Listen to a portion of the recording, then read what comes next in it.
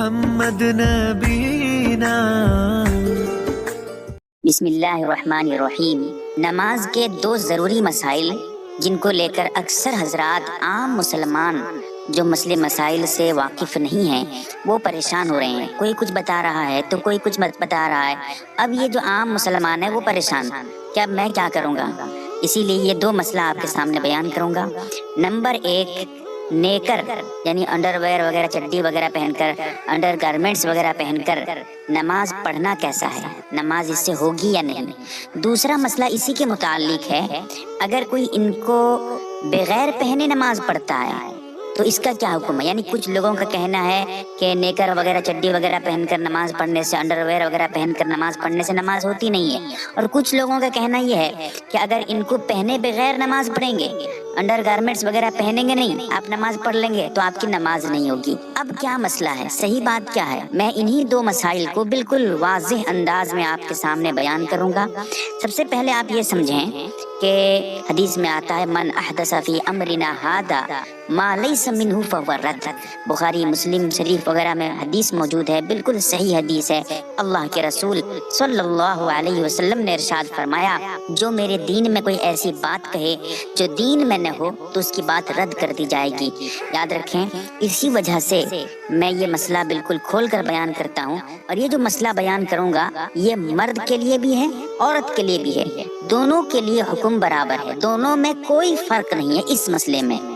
اب سمجھیں کہ پہلا مسئلہ کہ نیکر وغیرہ یعنی انڈر ویئر وغیرہ، انڈر گارمنٹس وغیرہ پہن کر نماز پڑھنا یہ ضروری ہے یا نہیں، یا اس کے بنا ہم نماز پڑھ لیں گے تو ہماری نماز ہو جائے گی؟ شرعی حکم کیا ہے؟ میں نے حدیث پیش کی ہے جس سے یہ پتہ چلتا ہے اگر آپ دین کے معاملے میں کوئی اپنی طرف سے بات کہیں گے تو اس بات کا کوئی اعتبار نہیں ہوگا۔ لہٰذا کوئی ایسا حکم شریعت میں نہیں ہے کہ ان کو پہن کر نماز پڑھنا ضروری ہے، چڈی پہن کر، انڈر ویئر وغیرہ پہن کر، انڈر گارمنٹس پہن کر نماز پڑھنا ضروری ہے، ایسا کوئی حکم نہیں ہے۔ ہاں، جو نماز کی شرائط ہیں جیسے سطر کو چھپانا، جیسے سطر مثال کے طور پہ ذرا میں اس کی وضاحت کر دیتا ہوں تاکہ آپ سمجھ پائیں۔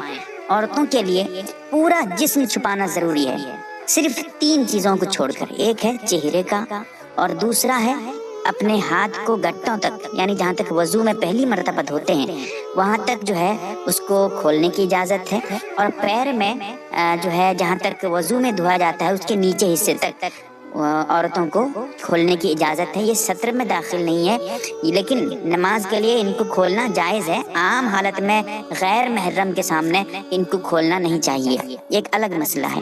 لیکن یاد رکھیں، نماز میں صرف انہی 3 چیزوں کو کھولنے کی اجازت ہے، اس کے علاوہ پورا بدن عورتوں کے لیے سطر ہے۔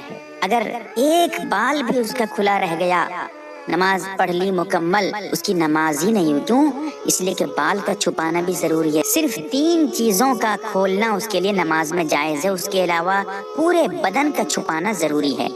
اب چھپانے میں کوئی سا بھی کپڑا پہن کے چھپا لے، ایسا کچھ نہیں ہے کہ جو کپڑا پہنے گی اس کے اندر جو ہے وہ نیکر وغیرہ پہنے، انڈر گارمنٹس پہنے، یہ سب کوئی ضروری نہیں ہے۔ کسی بھی کپڑے سے جو اس کا بدن چھپ جائے، موٹا تازہ کپڑا ہو، اتنا جسم سے چپکا ہوا نہ ہو، اس کو پہن کر ان جو ہے پورے جسم کو چھپا لے اور نماز پڑھے۔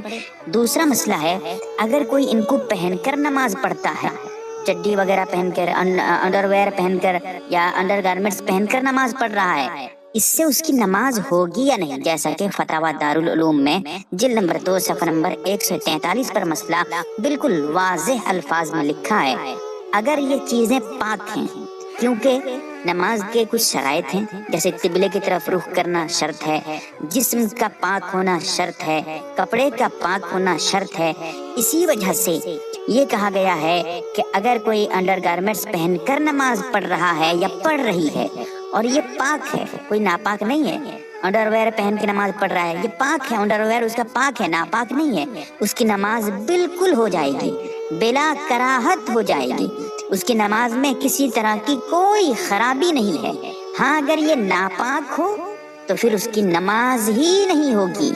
اسی لیے پاکی کا خیال رکھنا نماز میں بہت ضروری ہے۔ یاد رکھیں، کسی بھی مسئلے کو لے کر آپ اگر الجھیں، پریشان ہوں، آپ کا مسئلہ حل نہ ہو پاتا ہو، کوئی کچھ بتاتا ہو تو کوئی کچھ بتاتا ہو، اس حالت میں آپ کی ذمہ داری ہے کہ آپ علماء سے رابطہ کریں، صحیح عالم سے آپ رجوع کریں، وہ جو بتائیں گے آپ اسی پہ عمل کریں۔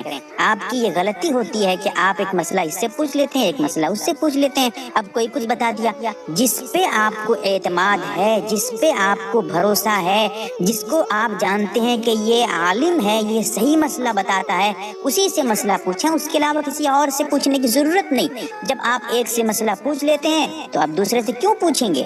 یہ جو آپ 1 2 سے 3 سے 4 سے 6 سے پوچھتے رہتے ہیں، یہ آپ کی غلطی ہے، اسی لیے آپ پریشان ہوتے رہتے ہیں۔ اللہ سے دعا کریں کہ اللہ تعالی ہمیں صحیح سمجھ عطا فرمائے، آمین یا رب العالمین۔ اسی طرح کی Islamic Subscribe now and press the bell icon. Never miss an update.